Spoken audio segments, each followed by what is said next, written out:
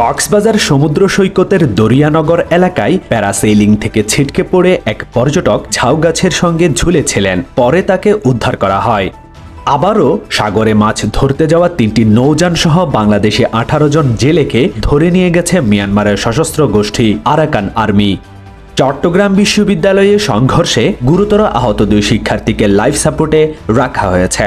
নগরের park view হাসপাতালের নিবিড় পরিচর্যা কেন্দ্রে লাইফ সাপোর্টে রাখা হয়েছে তাদের।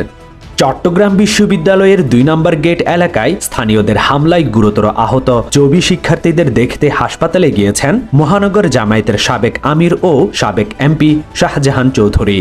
চট্টগ্রাম বিশ্ববিদ্যালয় কেন্দ্রীয় ছাত্র সংসদ নির্বাচন বানচাল করতে কারো ইন্ধন থাকতে পারে বলে দাবি করেছেন ছাত্র শিবির।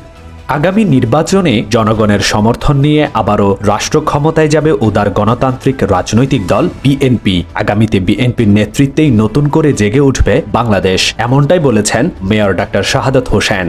চট্টগ্রাম বিশ্ববিদ্যালয়ে শিক্ষার্থীদের সঙ্গে গ্রামবাসীর সংঘর্ষের ঘটনায় পেশাগত দায়িত্ব পালনকালে সাংবাদিকদের উপর হামলা ও হেনস্থার নিন্দা জানিয়েছে চট্টগ্রামের 2 সাংবাদিক সংগঠন।